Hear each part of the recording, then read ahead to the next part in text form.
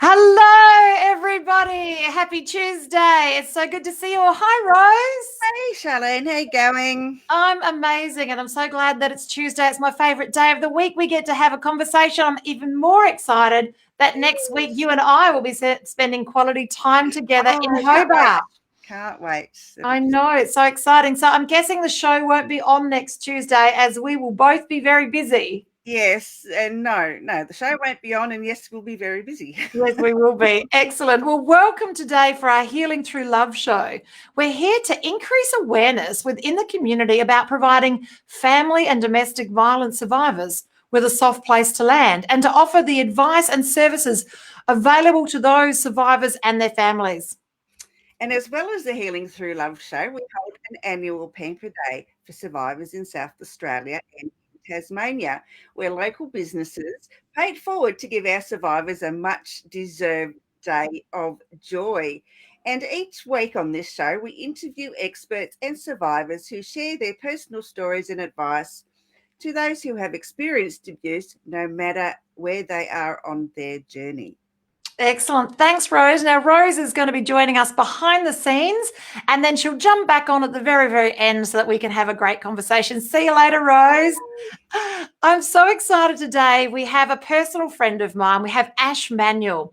In 2010, while teaching at a primary school as a physical education teacher in Adelaide, Ash discovered a number of people who excelled in their chosen fields, identified gratitude and happiness as their key to success and achievement. As a result, Ash left primary school teaching and decided to combine his skills as a teacher with the principles he learned and to lead these breakthroughs through growing with gratitude. That's his company. I'm very excited. Today, Ash is widely regarded as a leader in positive education. And as a result of growing with gratitude success, GWG, now he also runs leadership programs in schools as high schools focus on connecting leadership and also works with sports clubs. Hi, Ash. How are you? Hi, Charlene. Great to be here.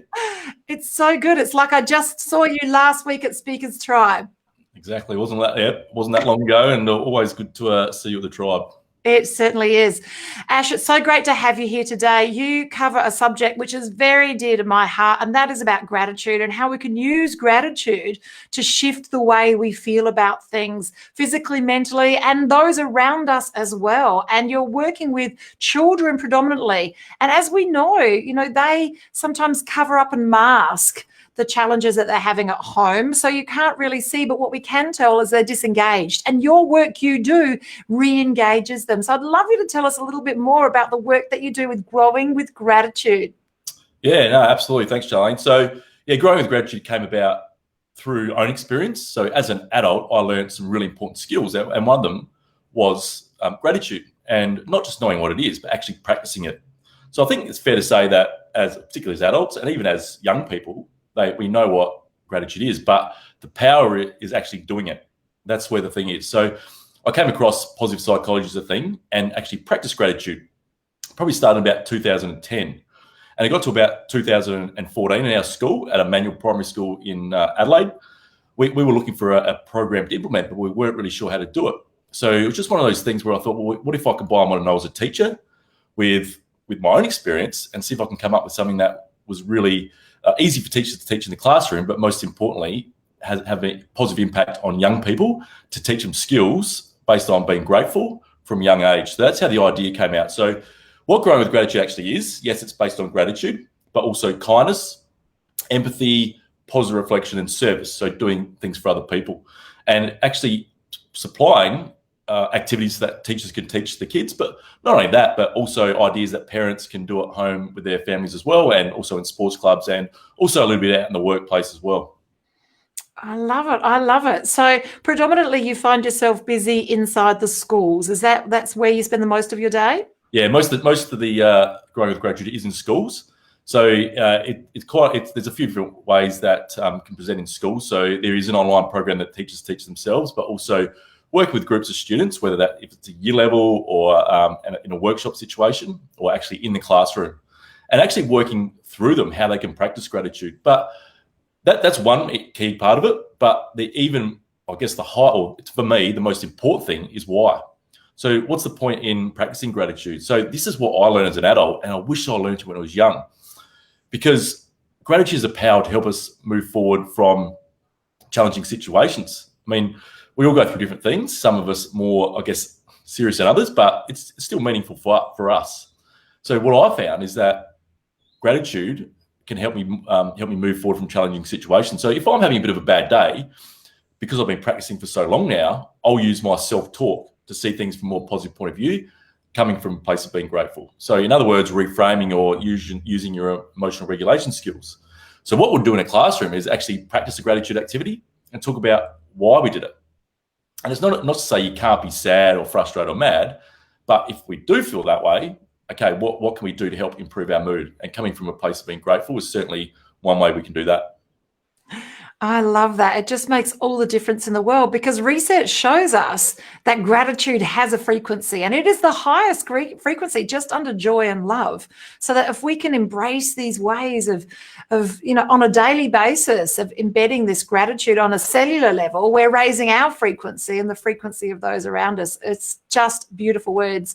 It's music to my ears, Ash, music to my ears. Now, could you share with us a little bit about the pillars that you work with gratitude and how you implement those in the schools?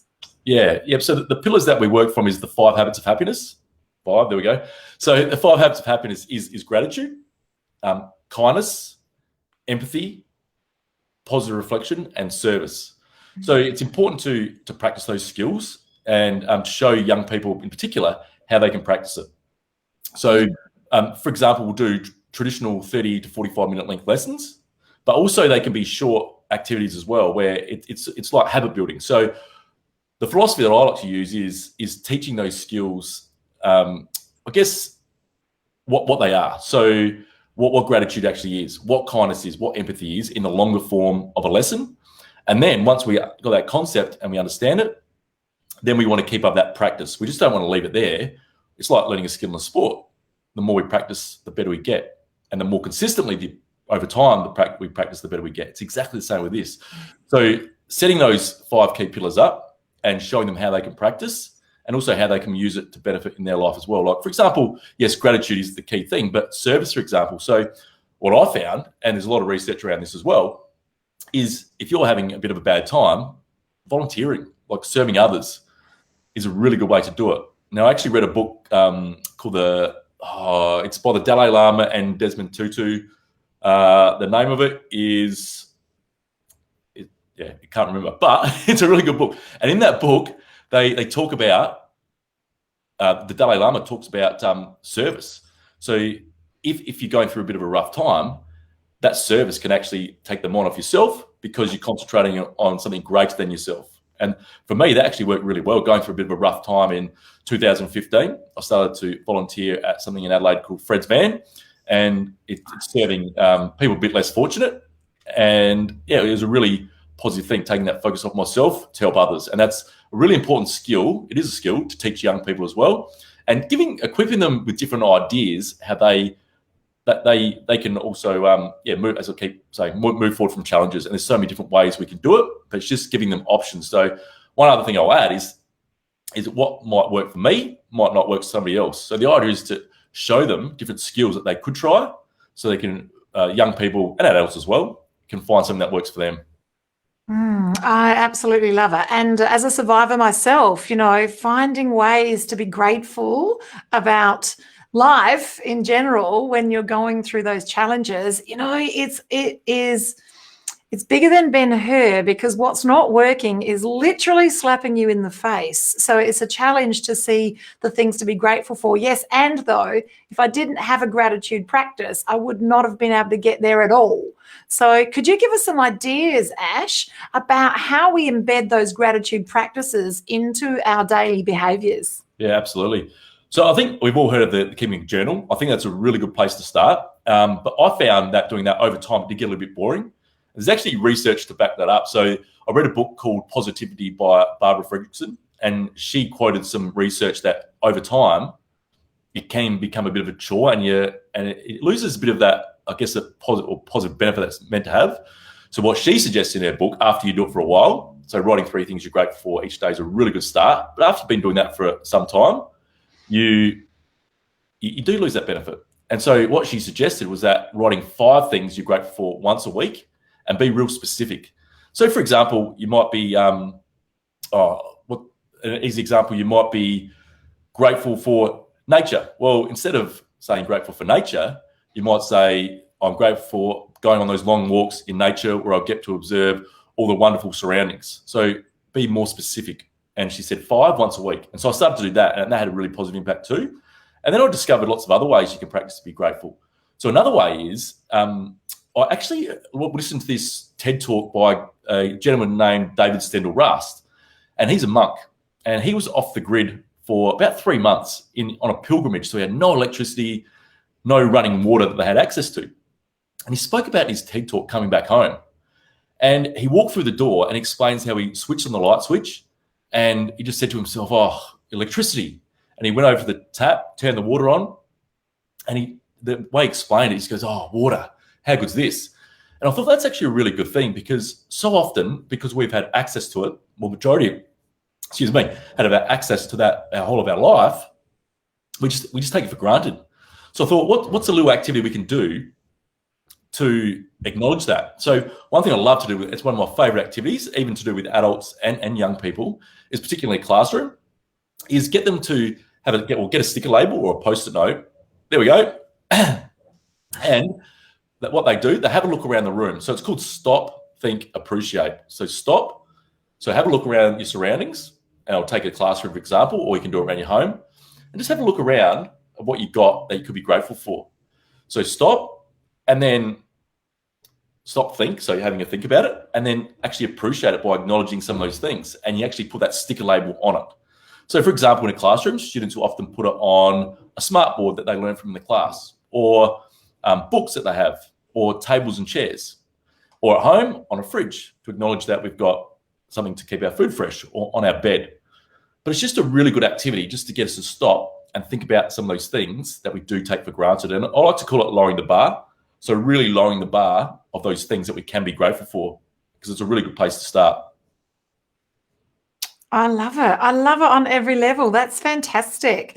And so like these are some of the tools and techniques that you teach children in schools, and you're finding now that these same methods that you're teaching are very relevant to people in leadership positions. So those of them in schools as well, and then also in sports. So are there some other tips and techniques that you can teach us outside of the Post-it notes? I love that idea. Yeah, absolutely. So I think there's so many different ways we can practice gratitude, and I think traditionally we've got the journal. If we do have a gratitude practice, it's a really good start, as I said before. But there are so many different ways we can, and stop, think, appreciate activity is one of them. One of my favorite ones is also a gratitude letter. Now, I'll just go back a step. So I like to think about gratitude in 3 areas of our life. So the people we have in our life that we can be grateful for, the opportunities we have, and the third one is the things in our life. And things are pretty general, like things like having food to eat, having a bed to sleep in, those type of things.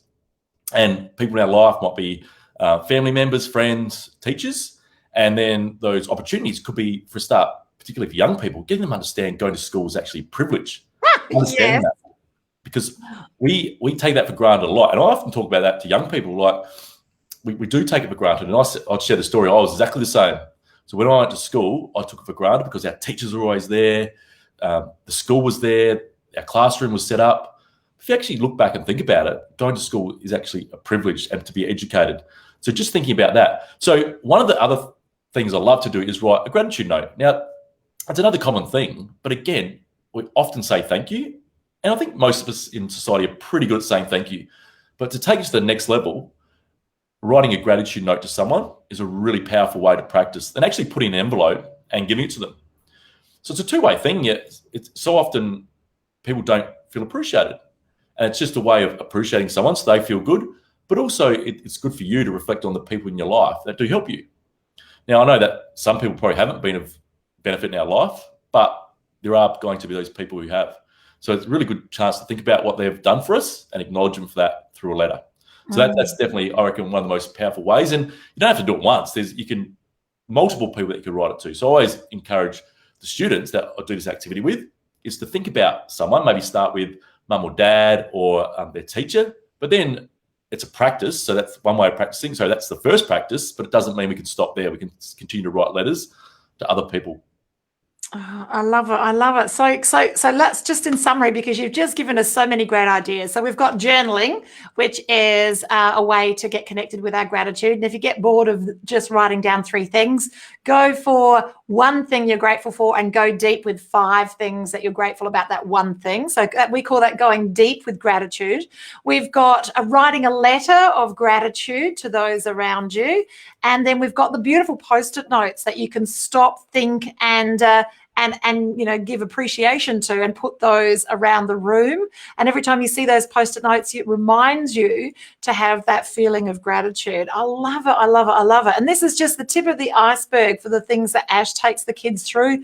Real life experiences, real tools and techniques that they can embed on their daily basis to help lift their level of gratitude. Now, you've also got kindness and a few other things in the pillars that you talk about. Yep. Have you got some great tips that you can share today about any of the other pillars? Absolutely. Could I just give one more? I forgot on gratitude now, because everyone's going to get this. So at the end, I believe that there is some takeaways that gifts that you can have, and one of them is actually a set of gratitude wall posters. So another way you can practice is in the classroom or at home. Set up, I've got A4. So basically each letter of gratitude and then wall underneath is a separate piece of paper. So it makes up the words of gratitude wall. And the idea is that you put up Post-it notes. So you might, as a family, choose to set up a gratitude wall in your home. And then daily or weekly, you might choose to do or add to the wall. A good thing to do as well is ask different themes of what you can be grateful for. So it could be, as a family today, we're going to write a person that we're grateful for, or maybe today we're going to do something we're grateful for in our home. So you can be a bit more specific about those questions to the young people. And also if you've got really young kids, another way to say gratitude is lucky to have. So who are the people in your life that you're lucky to have? What are the things that you're lucky to have? Though it's a really good introduction to gratitude. So I just wanted to add that one in. For gratitude. Now, for the other pillars. Now, one of the other pillars in particular is positive reflection. Now, this is one of my favourite ones. It's probably the second favourite out of the 5. We shouldn't have favourites, but it is positive reflection. So, if you actually think about it, have you ever felt that maybe 7 or 8 great things happen in a day, and then one not so good? As humans, what do we tend to focus on? Well, we have negative bias, so we absolutely incorrectly focus on the wrong thing. Yeah, absolutely. And that's why the 6 o'clock news is 95%. It's 95% negative. Exactly. Because it rates, as humans, we're actually wired to focus on the negatives. But there is research out there to suggest that we can train our brains to focus on the positive. So positive reflection, I like to call it, is a really good habit to get into. So one thing I started to do in about 2004, must be about 2015, was keep a notepad next to my bed. And what I did was to spend 1 or 2 minutes writing about the best part about my day. It could have been anything. It could have been the best part about my day was getting up early and going to the gym. And being a bit more descriptive of that was about 10 seconds, but going into a bit more detail. And there might have been 1 or 2 things to add to that as well. That happened across my day. That was really good. And then after I wrote for 1 or 2 minutes, I wrote down 3 ways that I helped someone else. So it could have been buying my friend a coffee, or picking up a coffee cup at the cafe and taking it back to the counter. Just something small but helpful. And then the other thing that I used to write about was 3 ways I help myself. So what do I do to help benefit my life, add value to me? So it could have been reading 10 pages of a book I can learn something from, or going to the gym, or eating a healthy meal.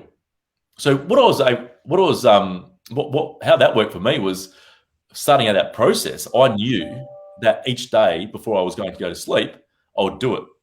So I knew that I had to do things that were going to be beneficial to other people, myself, and I wanted some good things to write about as well. So there's also research on top of that to suggest that our last thought before we go to sleep is positive, we tend to wake up in a more positive frame of mind as well. So positive reflection is a really good practice. Now, an alternative to that is also, not alternative, but sharing that idea with your kids. You can actually get them to write it down or ask those questions. What's the best part of your day? Or been probably with some young people, a bit more specific, because even as an adult, I'm a bit guilty of this. If my parents ask me still as a 42-year-old, how's your day? The response is often good. That's it. But if you be a bit more specific and get them to draw out a bit more of a response, it's a good way to train our brains to focus on the good things. And also ask them how they help other people today. What do they do that benefit themselves as well? So writing it down is probably the most powerful way, but definitely verbalizing it and talking about it as a family or however you would like to do it is a really positive way. And also in the workplace, like once a week at the end of the week or whatever it might be, sitting down as a team and writing down what was the best part about your week at work. How did you help 3 colleagues? What did you do to benefit yourself in the workplace, perhaps? So there's positive reflection's a massive one. I love it. I love it. There's so much. You could go so deep with all of this. And this is part of what you offer in the program. Now, from my understanding, it's a 5-part program. Is that right, that the schools get? So as I mentioned, those 5 habits. So there's an online program that, apart from me going and doing the workshops, teachers have get access to the 5 Habits of Happiness program for primary school. So those 5 habits I spoke about was gratitude, kindness, empathy, positive reflection, and service.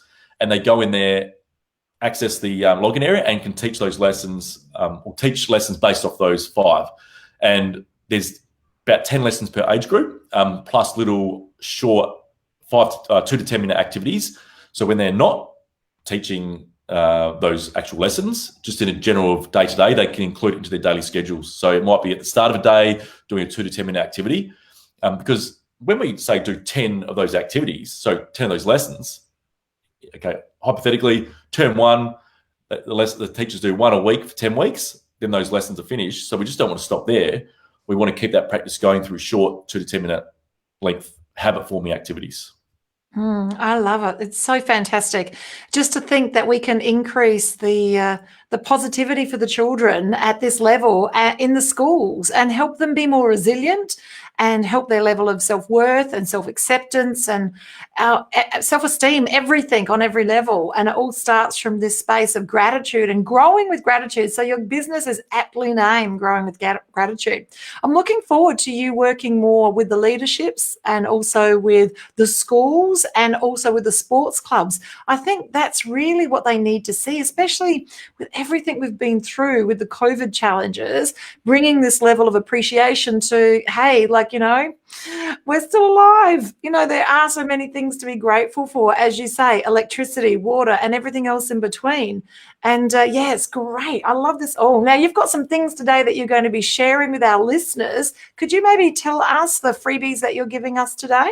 Yeah, so I mentioned before about the gratitude wall posters. So they're a really good thing to use at home. So do you know what? I think, Charlene, you're the same. I've got posters all around my living room, like with goals and visions and stuff like that. So depending on where you want to put it in your home, it could be even one of your own room or wherever it is. But yeah, put them up. A bit of blue tack will do the job. Grab some post-it notes, and you can start that process. It's a really good way to practice gratitude, as well as those other things we mentioned, like whether it's a journal or the Stop, Think, Appreciate activity. And also there's a set of, it's called the Growing with Gratitude Badges I Can Earn posters. So the badges I can earn are things like, for example, I showed appreciation, or I tried something hard, or another one is I did something kind. I showed empathy. So there's 12 badges altogether. And the idea is that if your child demonstrates those skills, they get a badge. So there's a couple of ways that you can do it. So the badge is actually a whole A4 poster, or I've got 6 badges on each A4. So 2 A4 posters with 6 badges each, and you can just cut them out so they're more like a badge size rather than a whole poster. And yeah, and as I said, the idea is to, I guess, recognize your child for doing some of those habits if you see them doing it. So it's just a bit of acknowledgement and reinforcement of a positive behavior. I love it. That's fantastic. So now we've got a link here in the chat that Rose has put together, and it's also going to be in the description of the video, and then obviously on the description for our YouTube channel as well. And you just press that link and they just send the email details. Is that right? No, it's just like that. No, just it's just a PDF link. So you don't have to even do that. Oh, so Rose has popped there. Don't forget to look above the comments for the gifts that Ash has shared with us today. That's fantastic. Ash, thank you so much for jumping on today and sharing with us Grow with Gratitude. Just out of curiosity, there are going to be people here that are listening that might want to approach their school and tell them a little bit about your program. How can they do that to get their school or their children involved in this Grow with Gratitude program? Yeah, absolutely. So you can contact myself. So info@growingwithgratitude.com.au. That directly comes through to me. Also, we've got the socials on Instagram at Growing with Gratitude, Facebook at Growing with Gratitude, and often I post. Often I post things on Instagram, LinkedIn, and also Facebook on the Facebook page, and give things away like the gratitude posters or the badges. And actually, last night I posted a couple different empathy posters. So what it means to be an empathetic team member. So that's in the classroom or in a sporting club or even in a workplace as well. So they're always try to give away something once every week or fortnight, mainly as a poster or a lesson idea through those channels as well. Excellent. And Rose has popped that up on the screen just below us here so that you can copy that down. And I'm very, very excited for the work that you do. And I know that you're making such a huge difference in the area that you work in. And I also understand that just coming up shortly, you've got some workshops coming up. Now, are they for men only, Ash? Is that what they're for? Yeah, so there's a couple. I run a boys program in the school holidays in Adelaide. So that is called The Lads for 8 to 11-year-old boys, and we do it at a boxing gym. So a part of it is physical activity. So we do get on the bags and do a bit of punching, have specialists come in. I'll run a gratitude session, empathy session. We have a couple of guys that come in and run a movement session. So we do challenges through movement. The guy, Simon, who owns the kick and box gym at Stepney, will take them through a fitness circuit and boxing. So it's a really fun day to teach boys, 8 to 11-year-olds, some really fun skills, but also have some fun on the day. And then also for the adults, we've got a teacher workshop coming up in August, which is also in Adelaide, and it's about gratitude and empathy culture within your school, but also showing you how to embed a positive education / wellbeing program across your whole school as well. So that's coming up in August. So there's a few workshops coming up. Excellent. I love it. I love it on every level. Thank you so much for spending quality time with us today, Ash. And I look forward to seeing you again very soon at Speakers Tribe in Adelaide. And it's been a privilege and a pleasure to spend quality time with you. Thank you. Thanks, Charlene. Thanks, Rose. And I hope everyone got a bit of value out of that. Thank you. Absolutely. Thanks, Ash. Now, Rose is going to be jumping back on with us right now because we'd love to share with you what's happening with Healing Through Love. Rose, can you share about what's happening in Tasmania? Well, next June, which is Men's Health Awareness Month internationally, there will be a men's retreat down here in Tasmania. I am reaching out to several people at the moment who can help me to organise that. And we're looking at sort of like getting a men's circle together with a talking stick or a rock or whatever so that they can share their stories. And the retreat will be for men who have been through family and domestic violence or even sexual abuse as a child, and they just want somewhere to reach out and to speak. And there will be qualified counsellors there to hear your stories and to help you. Oh, I love it. I'm so excited. And next May, we've got another one coming up in Adelaide, our Healing Through Love Pamper Days. And in the meantime, what we do is that we collect goodies that we package up into pamper packs and get to the girls who are escaping the situation. And so we're a bit excited. We're just on the collect right now for little bits and pieces, all personal care items that we're making, and we're putting them in beautiful bags and getting those to the girls in need. We are also looking for people who offer some type of service, whether it be any type of healing or coaching, anything that can help people who are surviving, women who are surviving, moving through that process, and they want to thrive through the process and become warriors. So if you offer some type of service, please reach out to Healing Through Love. We'd love to interview you here on our fantastic Healing Through Love show. Rose, I think that's it for us today. It is, yes. That's about all we have. Yeah, and we're also looking for sponsorship as well. If because we fund our Pamper Days, me and Charlene, out of our pocket, and we would like corporations, businesses, whatever, to step up and improve their social footprint and help us out with having these Pamper Days and Excellent. venues, of course, as well. Absolutely. All of this and more. So reach out to us. Thank you so much for joining us today for Healing Through Love and being involved in our Healing Through Love as either an exhibitor or as a volunteer. Thank you to everyone who stepped up in May to help us bring a beautiful Pamper Day. And I'm looking forward to working with you moving forward. Healing Through Love, you can email us at htladelaide@gmail.com. And be sure to join us next week at 1 o'clock. We'll see you then. Bye for now.